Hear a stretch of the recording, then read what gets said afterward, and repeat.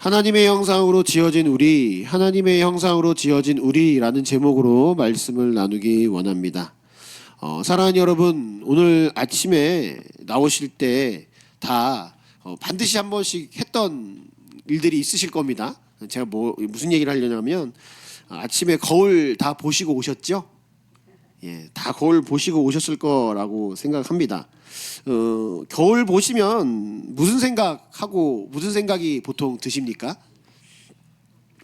예, 여러 생각들이 드시겠지만 이제 그걸 보면 역시 잘생겼어. 역시 나야라고 감탄하시는 분들도 계시겠지만 어떤 분들은 어느새 이마에 이렇게 주름이 잡혀 있고 보이지 않는 티가 생겼고 세월의 직격탄을 내가 맞았구나 이렇게 한숨 짓는 분들도 계실 것입니다. 우리는 거울을 보면서 나의 눈이나 코나 입의 모양에 그리고 또 노화된 나의 모습의 흔적들을 찾아내지만 하나님께서는 그 거울에 비친 우리의 모습을 보면서 전혀 다른 말씀을 하신다는 것이죠. 사랑하는 아들아, 사랑하는 내 딸아, 너는 나를 참 많이 닮았구나.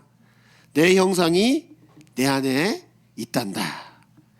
여러분, 우리는 거울 속에서 망가진 또 노화된 나의 모습을 찾고 또 보지만 하나님은 우리 안에서 하나님의 얼굴을 보신다라는 것입니다.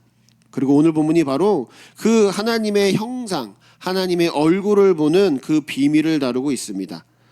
하나님께서는 우리 안에서 무엇을 그려 넣으셨기에 우리를 귀하다라고 말씀하시며 내 형상이 너희 안에 있구나라고 말씀하실까요? 오늘 말씀을 통해서 거울 속에서 비춰진 내가 보는 내 모습이 아닌 하나님이 비춰주신 나의 모습을 발견해서 하나님의 형상으로 지어진 우리의 모습을 살펴보기 원합니다. 이 시간 그래서 세 가지의 모습을 좀 살펴보기 원합니다. 첫째는 무엇인가 하면 첫째는 하나님의 형상은 우리가 하나님을 닮은 존재로 지음받았다고 하는 위대한 선언이다라는 겁니다. 하나님의 형상은 우리가 하나님을 닮은 존재로 지음받았다라는 거예요. 오늘 본문의 말씀에 창세기 1장 26절을 보시면 말씀에 이렇게 나옵니다. 우리의 형상을 따라 우리의 모양대로 사람을 만드셨다라고 표현하고 있습니다. 여기서 나타나는 두 가지 이 형상과 모양이라고 하는 것을 우리가 좀 깊이 살펴볼 필요가 있습니다. 성경에서 말하고 있는 이 우리의 형상이라고 하는 먼저 형상은요, 원어적 의미를 볼 때 단순한 외형을 넘어서 대표성과 그다음에 통치권이라고 하는 의미를 담고 있는 것이 바로 이 형상이다라는 것입니다. 다시 말해서 예수님께서는 사람이라는 형상을 통해 이 세상 속에서 하나님의 살아계신 영향력을 보여주시기로 한 것이다라는 것이죠. 쉬운 한 가지 예를 든다면 바로 이 고구려 시대에 있는 광개토 대왕비와 같은 역할을 우리가 한다라고 볼 수 있습니다. 여러분, 이 광개토 대왕비는 이것을 세운 이 목적이 무엇입니까? 이 광개토 대왕의 역사적인 업적을 이제 돌로 새겨가지고 길이길이 남기겠다라는 것도 있지만 이 광개토 대왕비가 세워진 곳이 어디예요? 곧 이 광개토 대왕이 다스리는 땅이다, 다스리는 영역이다라는 것을 온 천하 만국에 이제 공포하는 것입니다. 그러니까 이 비석 안쪽으로 들어가는 순간 그 땅은 무슨 땅이에요? 고구려 땅이 되는 거죠. 다시 말해 광개토 대왕의 통치와 그 법과 질서에 이루어지는 그 땅 안에 들어가게 되는 게 이 광개토 대왕비 안으로 들어간다라는 표현인 것입니다. 그래서 그것을 상징하는 것이 광개토 대왕비인데 성경에서 말하는 것이 바로 이 형상이 바로 이러한 강력한 상징성을 나타냅니다. 우리가 하나님의 형상을 따라 지음받았다라는 사실은 우리의 외모가 하나님과 비슷하다라는 차원을 넘어서 더 중요한 본질이 있다라는 것입니다. 바로 세상 한복판에 서 있을 때 우리를 통해서 이 세상이 진정한 통치자가 하나님이시다라는 것이 드러난다라는 것이죠. 그래서 우리가 하나님의 형상으로서 이 세상에 존재한다는 것 자체가 이곳은 하나님의 다스림이 있다, 하나님의 통치하심이 있다라는 증거의 대표적인 모습이 나타난다라는 것이죠. 그러니까 우리가 이 세상 가운데 저와 여러분들이 딱 서 있으면 그것을 보고 어떻게 돼요? 사람들이 하나님께서 이곳을 다스리시는구나 라는 것이, 온 우주 만물들이 그걸 보면서 깨닫고 알게 되는 것이 이 하나님의 형상을 따라 지음받았다라는 의미가 담겨져 있다라는 것입니다.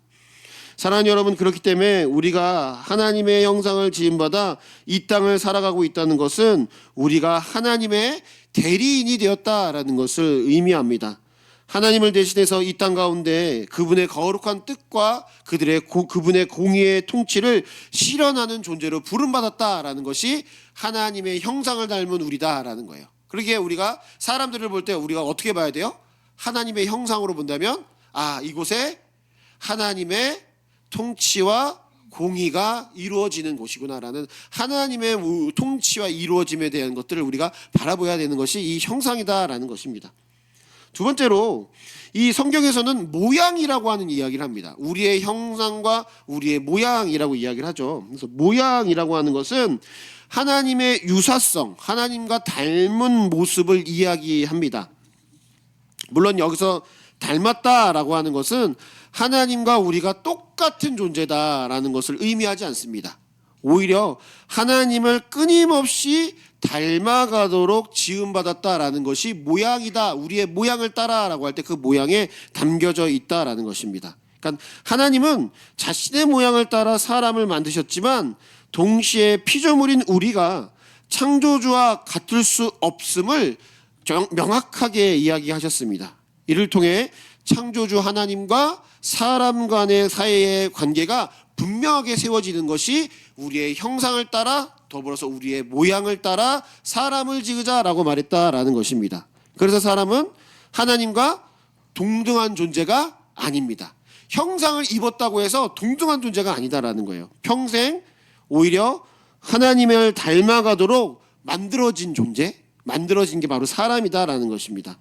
우리가 하나님과 동일할 수는 없지만 하나님의 모습을 닮아갈 수 있어서 그분의 성결한 성품과 그분이 일하시는 공의와 그분의 그 사랑을 우리의 삶으로 녹여낼 수 있도록 우리에게 그 모양을 만드셨다라는 거예요. 그래서 그걸 늘 그런 모습이 점점점 닮아가는 모습으로 다가간다라는 것이 모양이다라는 것이죠. 그러니까 하나님께서 우리를 어떻게 하셨어요?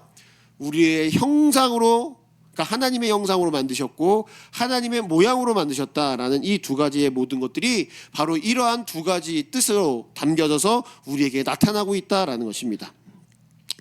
이렇게 창세기 1장 26절에 나타난 이 형상과 모양은 사람의 존재에 대한 세상의 오해를 완벽하게 차단합니다. 이 하나님의 형상으로 지음받았다라고 하는 것은 세상 사람들이 사람들을 볼 때 유물론자들과 진화론자들이 말하는 사람들이 그냥 수많은 동물 중에 하나, 그리고 그냥 세포가 결합된 결합체 중에 하나라고 말하는 것처럼 사람을 보는, 그렇게 모습을 보는 것에 대해 정명으로 반박하는 내용입니다. 그러니까 세상 사람들이 사람들을 볼 때 어떻게 봐요? 유물론자들이나 진화론자들은 그냥 동물 중에 이렇게 사람이 진화된 거고, 또 유물론자들은 어때요? 여러 가지 물질 중에 세포들이 이렇게 뭉쳐져 갖고 사람이 된 거다라고 말하는데, 성경은 절대로 그렇게 말하지 않는다라는 것이죠. 사람은 결코 동물과 같지 않습니다. 어떤 동물도 하나님의 형상을 따라 지어진 것이 없습니다. 오직 사람만이 하나님의 형상을 입었기에 우리는 서로를 바라보며 하나님의 통치를 발견하고 그분의, 하나님께서 이루신 이 작품 가운데 하나님이 다스리고 계셨다라는 것을 깨달아 할 수 있다라는 거예요. 이게 하나님을 따라 형상을 따른 것이고, 동시에 사람은 결코 하나님의 모양을 따라 만들어졌기 때문에 하나님과 똑같은 위치에 설 수 없습니다. 이게 무슨 이야기인가 하면, 세상 사람들이 두 가지를 이야기해요. 유물론자들, 이런 사람들은 그냥 동물 중에 하나다, 세포 중에 하나다 이렇게 얘기하고, 또 한 사람들은 세상의 기술하고 세상의 발전이 이루어지면서 세상의 이런 문명이 잘 이루어지면서 사람들이 완전해질 수 있다라고 이야기합니다. 사람들이 완전해질 수 있다고 유혹을 하지만 사람의 본질은 어때요? 하나님과는 완전히 다른 존재, 하나님과 본질적으로 틀린 존재라는 것을 성경은 말해주고 있습니다. 그게 모양이다라는 것이죠. 닮을 수는 있을지 모르나 하나님과는 동일하게 할 수 없는 우리의 본질이 무엇인지를 정확하게 이야기하는, 우리의 본질은 흙 아닙니까? 흙이니 흙으로 돌아가야 될 연약한 존재임을 모양을 통해서 설명해주고 있다라는 것입니다. 비록 하나님의 모양을 따라 그분의 성품을 사모하며 그분을 닮아갈 수는 있지만 우리는 여전히 하나님을 의지해야만 하는 피조물인 것을 잊지 않도록 하나님께서 형상과 모양으로 우리가 지어졌다라고 말씀하고 있다라는 것입니다. 더 나아가서 창세기 1장 27절 말씀을 보시면 하나님이 자기의 형상 곧 하나님의 형상대로 사람을 창조하시되 남자와 여자를 창조하셨다라고 다시 한번 강조하고 있는 것을 보게 됩니다. 여기서 우리는 매우 아주 중요한 하나님의 말씀을 살펴볼 수 있는데, 하나님의 형상은요 어느 특정 성별이나 어느 계층에 독점된 것이 아니라 모든 사람에게 동일하게 부여되었다라는 점입니다. 그러니까 사람은 모두 다 어때요? 하나님의 형상과 하나님의 모양을 따라 지어졌다라고 이야기하고 있다라는 것이죠. 여러분, 우리가 지금 이제 2026년도를 살아가고 있는 사람들의 모습을 봤을 때는 사람들은 다 그럼 존귀하고 사람들은 공평하고 사람들은 뭔가 다 공평한 동일하게 부여된 그 권리들이 있지라고 우리가 생각하고 있습니다만, 창세기를 쓰여졌던 그 시대를 생각해 보시면 이 말씀은 너무나도 혁명적이고 파괴적인 말씀이다라는 것이죠. 여러분, 고대의 사회에서는 하나님의 형상, 신의 형상이라는 표현은 누구에게만 쓸 수 있었습니까? 오직 파라오 같은 왕, 황제 이런 사람들에게만 그 신의 형상, 하나님의 형상이다라는 그런 말을 할 수 있었다라는 것이죠. 그래서 왕들은 어때요? 왕이면서 사람이면서 동시에 신의 아들이다 막 이렇게 얘기하잖아요. 그거를 우리가 평빈 그냥 백성들이 우리도 신의 아들인가? 그러면 이러면 안 되는 거잖아요. 그래서 그런 말을 함부로 그렇게 하면 불경스럽다라고 처벌을 받았던 그 시대, 그거보다 더 오래전 시대에 하나님께서는 이미 지위가 높은 자나 낮은 자나 사회적으로 연약했던 여성들을 포함하여 모든 인류가 하나님의 형상으로 다 동일하게 지어졌다라고 선포하고 있었다라는 것입니다. 이는 하나님 안에서 모든 것이 사람이 본질적으로 동등하고 서로 존중해야 될 신성한 의무가 서로에게 있다라는 것을 성경은 이미 보여주고 있었다라는 것이죠. 그래서 이 결론으로 우리에게 나타나는 것은 사람의 가치는 무엇을 할 수 있는 것으로 그 가치를 매겨지는 것이 아니라 사람 존재 자체로 그 자체로 가치가 있다라고 성경은 늘 우리에게 이야기합니다. 오늘날의 세상은 효율성과 생산성을 기준으로 하여 사람을 평가합니다. 이 사람이 이러한 능력이 있고 이러한 연봉을 가지고 있고 이러한 학력을 가지고 있고 이러한 곳에서 살고 있기 때문에 그 사람은 좀 더 뛰어난 사람, 돈을 많이 버는 사람은 좀 더 뛰어난 높은 자리에 있는 사람, 더 가치가 있는 사람이라고 이야기합니다. 그러나 성경은 그 기준이 완전히 다르다라는 것이죠.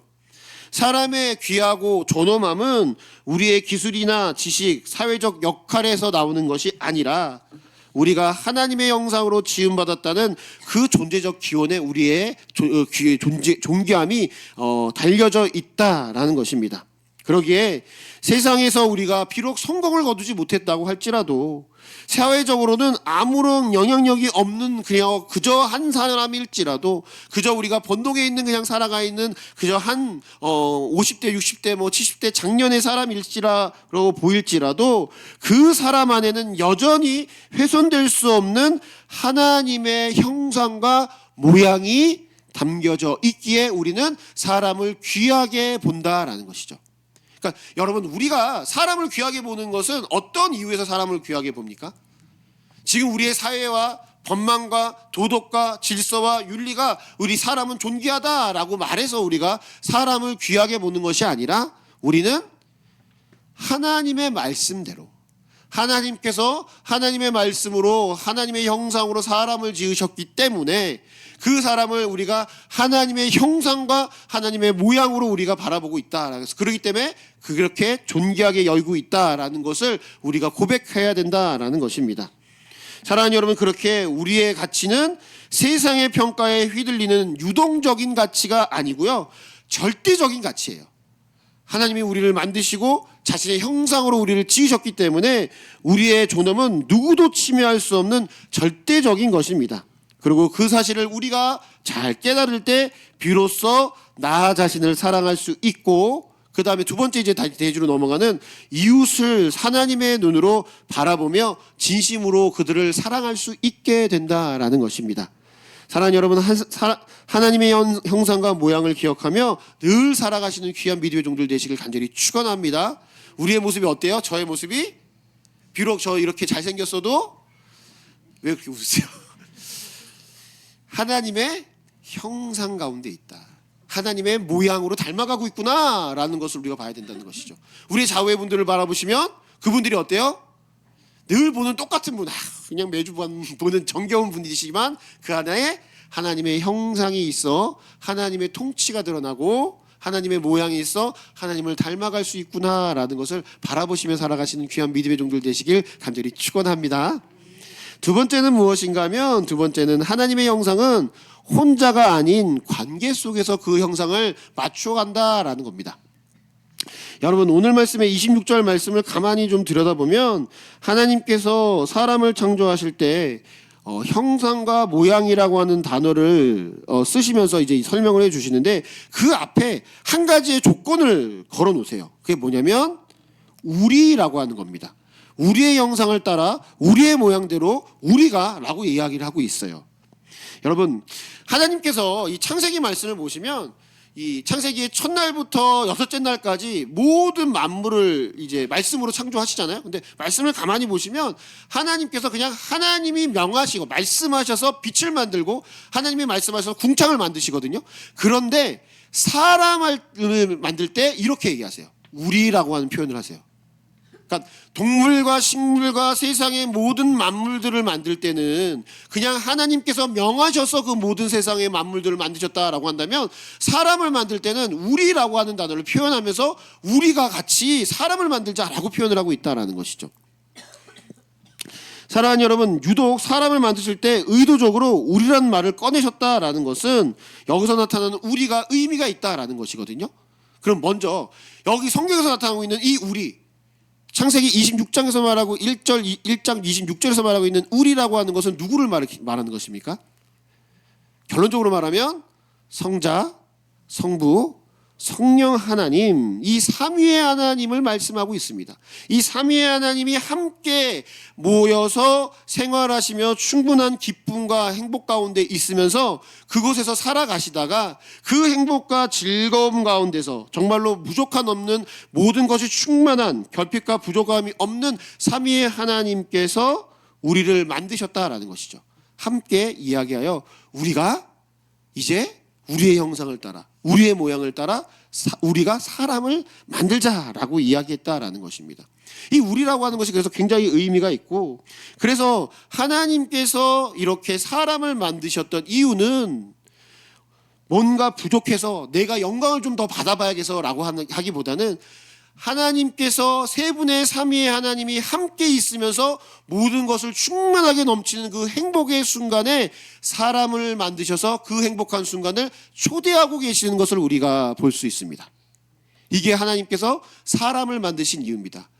우리가 다 같이 누리는 이 기쁨과 하나님의 형상과 하나님의 모양을 이 사람들을 통해서 함께 초대해서 만들자라고 이야기했다라는 것입니다.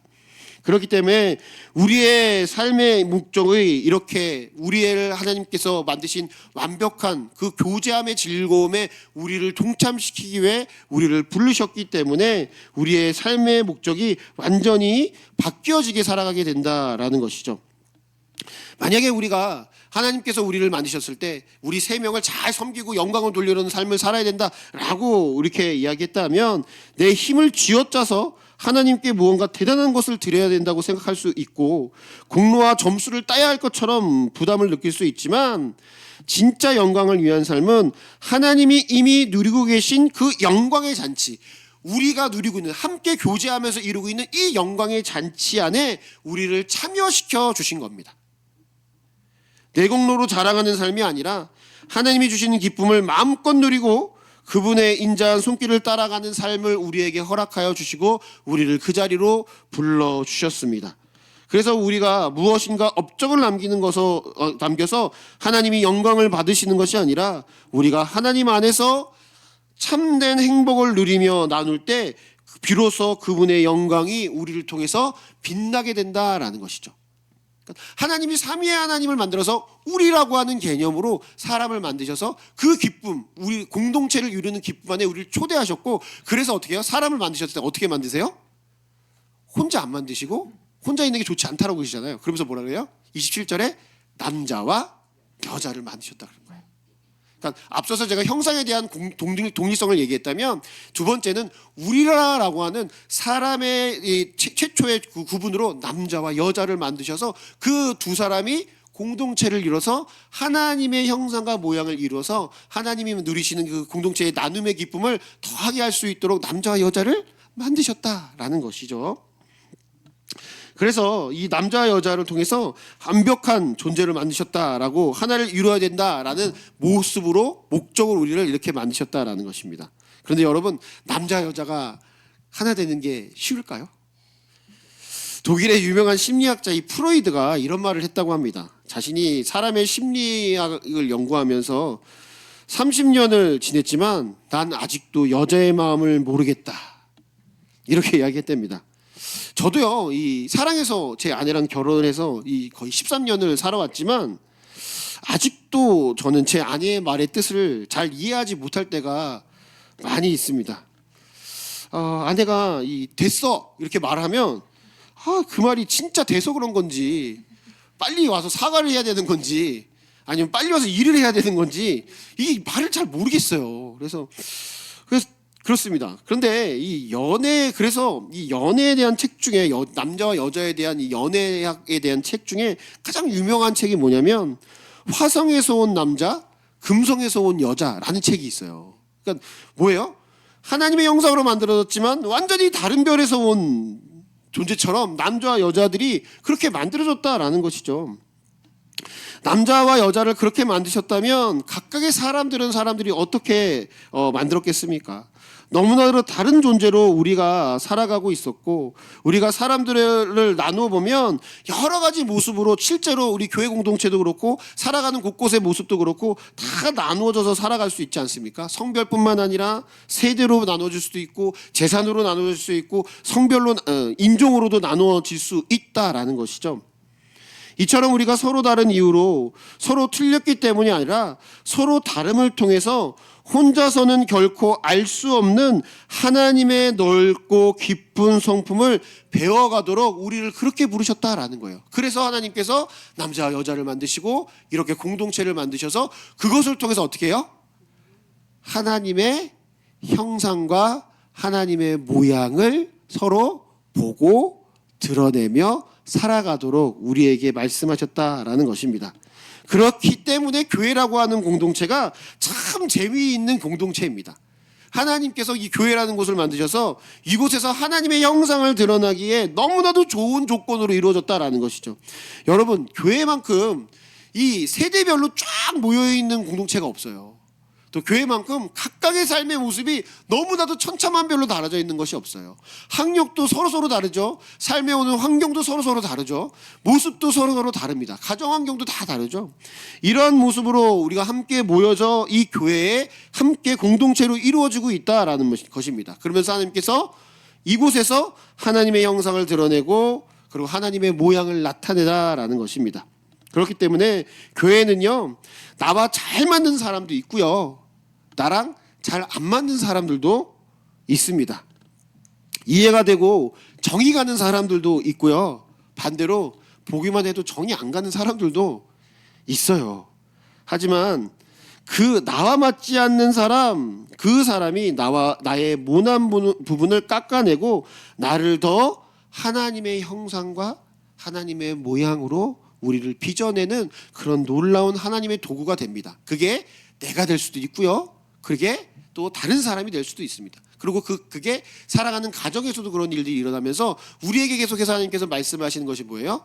너는 하나님의 형상과 모양을 가지고 있어. 그러니까 그 하나님의 형상과 모양을 드러내면서 살아라.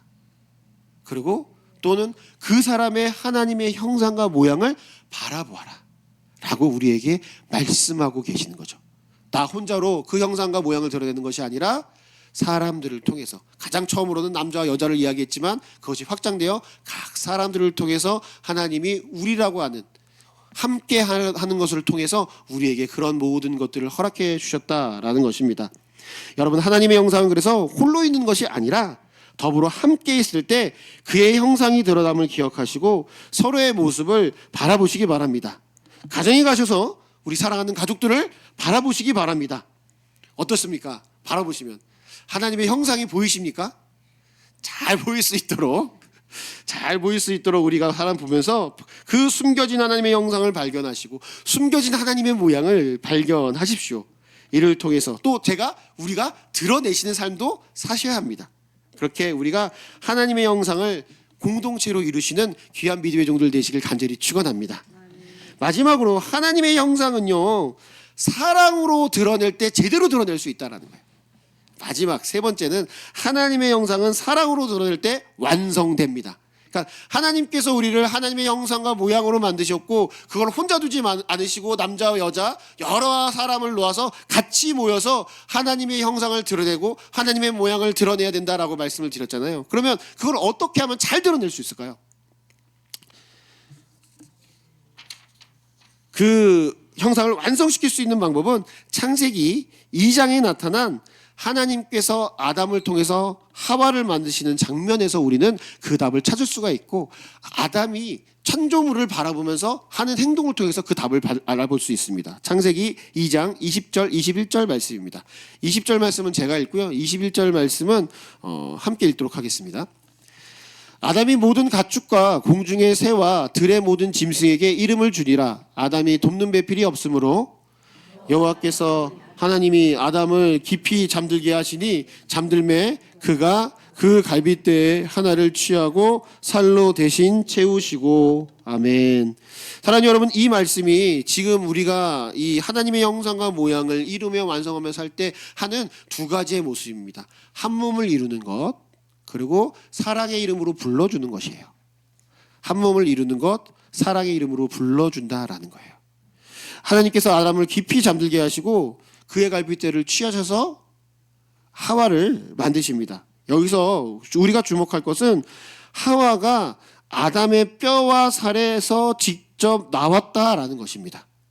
이것은 우리가 서로 남이 아니라, 남으로 대하는 것이 아니라 본질적으로 떼어낼 수 없는 한 몸이다라는 것을 가르쳐주고 있다라는 것이죠. 그래서 아담이 하와를 하나님께서 만들어주자 어떻게 해요? 그는 내 뼈 중에 뼈요 살 중에 살이다 라고 고백합니다. 제가 이게 무슨 말이라고 얘기했죠? 당신은 곧 나랑 똑같습니다 라는 표현이라고 얘기했어요. 최고의 극찬. 당신은 곧 나입니다 라는 사랑의 선언입니다. 우리가 서로의 다름을 넘어 하나님의 형상을 완성하는 첫걸음은 상대를 내 몸처럼 귀하게 여기는 이 한 몸의 의식에서부터 시작이 된다라는 것이죠. 부부간에도 사람 간의 관계도 한 몸의 의식을 갖고 우리가 살아갈 때 하나님의 형상과 모양을 이루며 살아갈 수 있다라는 것입니다. 여러분, 제가 들었던 가장 아름다운 부부의 모습에 대한 이야기가 있습니다. 어느 날 이 아내가 집에서 튀김 요리를 하다가 실수로 이 튀김의 기름이 팡 터져가지고 그 기름이 얼굴에 팍 쏟아졌다라고 합니다. 뜨거운 기름이 얼굴에 확 묻었으니까 화상이 되게 심하게 입었겠죠.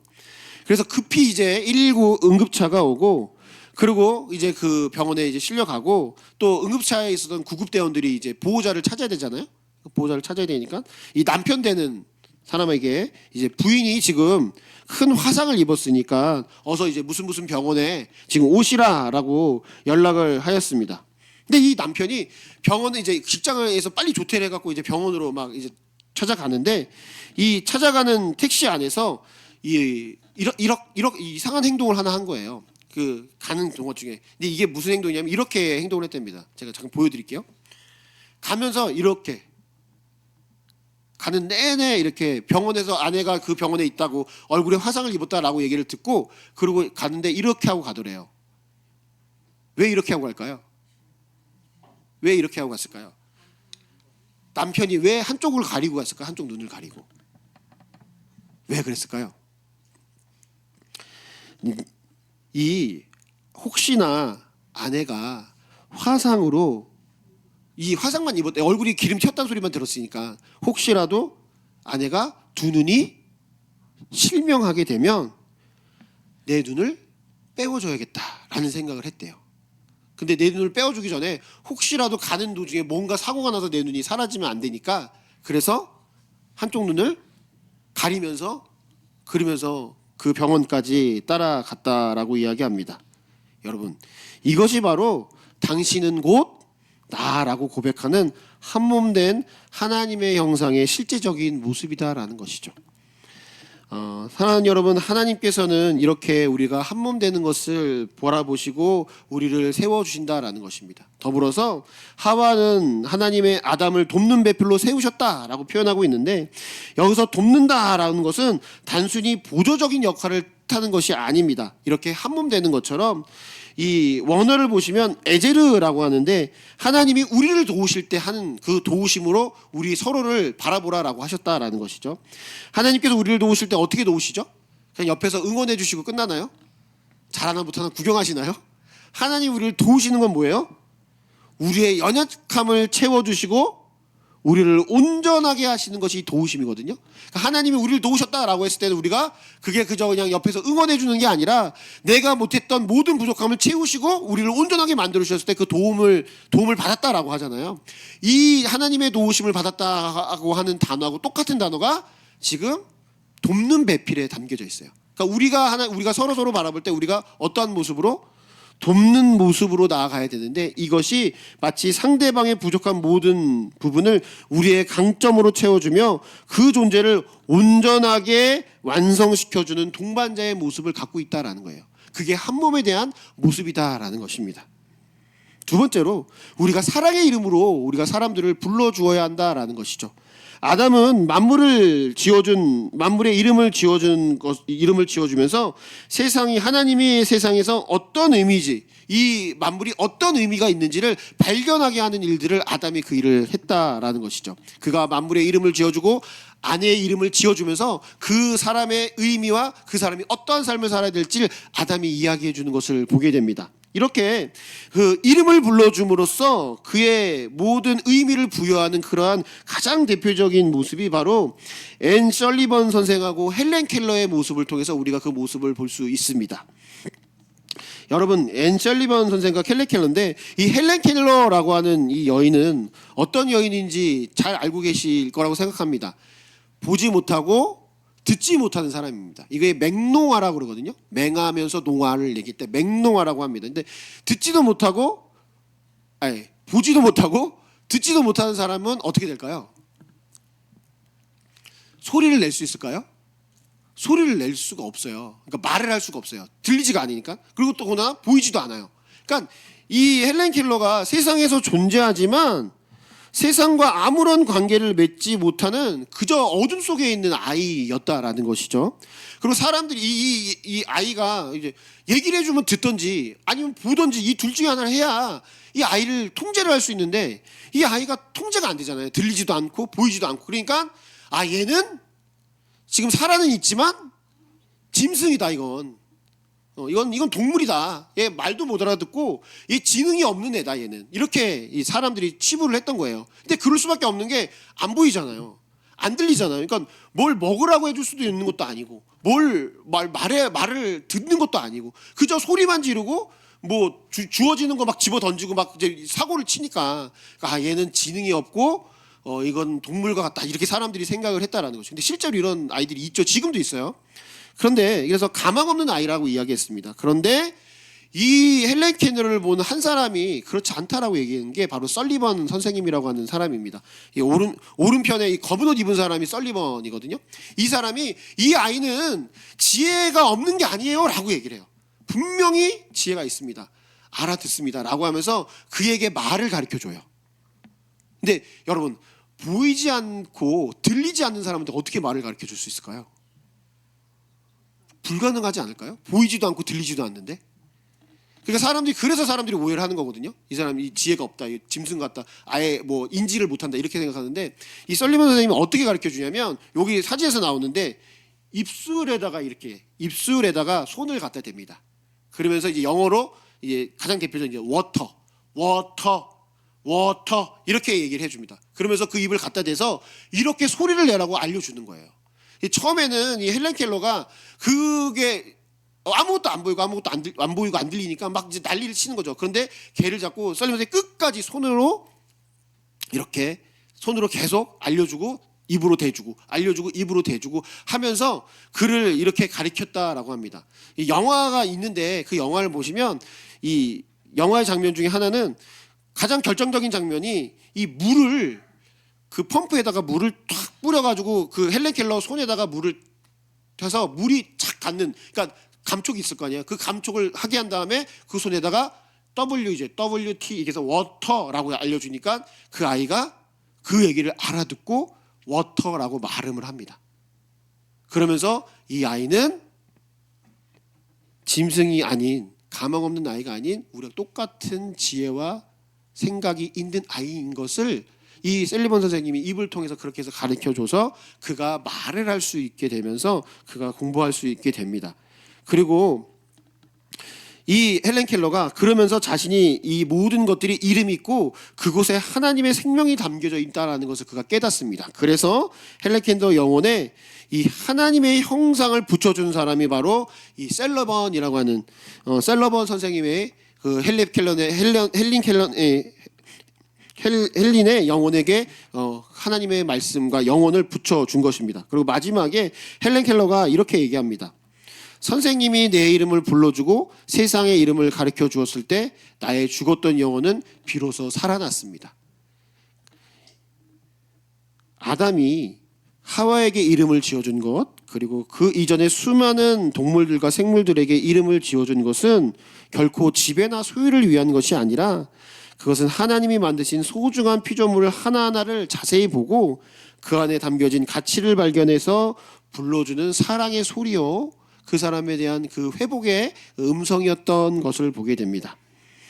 사랑하는 여러분, 우리 교회가 우리가 만나는 모든 이웃에게 이러한 모습으로 확장되어야 합니다.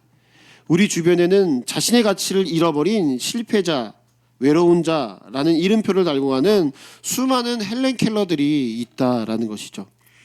하나님의 형상을 입은 우리가 해야 할 일이 그러기에 분명합니다. 서로의 아픔을 자세히 들여다보고 그 사람 안에 숨겨진 하나님의 아름다움을 찾아내서 고귀한 이름을 불러주어야 한다라는 것이죠. 당신은 하나님의 소중한 자녀입니다.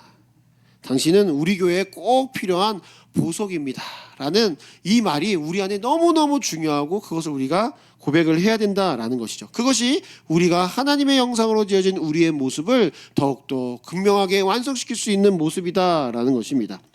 우리가 서로의 이름을 이렇게 진심으로 불러줄 때 깨어졌던 하나님의 형상이 우리 공동체 안에서 온전하게 회복된다라는 것입니다. 여러분, 그러니까 이 시간 좀 좌우를 좀 보시면서 한마디 좀 해주세요. 당신은 하나님의 귀한 하나님의 형상입니다. 한번 해주십시오. 하나님의 형상입니다. 듣고만 있지 마시고 좀 대꾸 좀 해주세요. 하나님의 형상입니다. 우리 교회에 꼭 필요한 보석입니다. 우리 교회에 꼭 필요한 보석입니다. 이제 집에 가서는 어떻게 하셔야 돼요? 이제 밥 달라고 그러지 마시고 우리 가정에 자녀를 보시고 가족들을 보시고 우리 가정에 꼭 필요한 보석들입니다. 우리 가정에 하나님의 형상입니다. 당신을 통해서 하나님이 이곳에 계시는 것을 내가 알겠어요. 하나님이 닮아가는 모습을 내가 알겠어요. 라는 고백을 우리가 할 때, 사랑하는 여러분, 우리가 하나님의 형상으로 지어진 우리의 모습을 온전히 드러내며 살 수 있을 것입니다. 사랑하는 여러분, 나 혼자 거룩해지는 것만이 하나님의 형상을 이루는 것이 아니다라는 것입니다. 우리가 서로의 다름을 사랑으로 껴안고 하나 되어 살아갈 때 이 세상은 우리를 통해 하나님의 진짜 얼굴을 보게 될 것입니다. 이 위대한 사랑의 연합에 동참하여 하나님의 형상을 완성해 가시는, 그래서 하나님의 형상과 하나님의 모양을 드러내시고 또 하나님의 형상과 모양을 바라보시고 그 모습을 통해 우리의 사랑하는 공동체, 교회 공동체, 가정 공동체, 또 직장에 관계된 모든 공동체에서 하나님의 형상을 완성시키시는 그런 복된 믿음의 종들 되시길 간절히 축원합니다.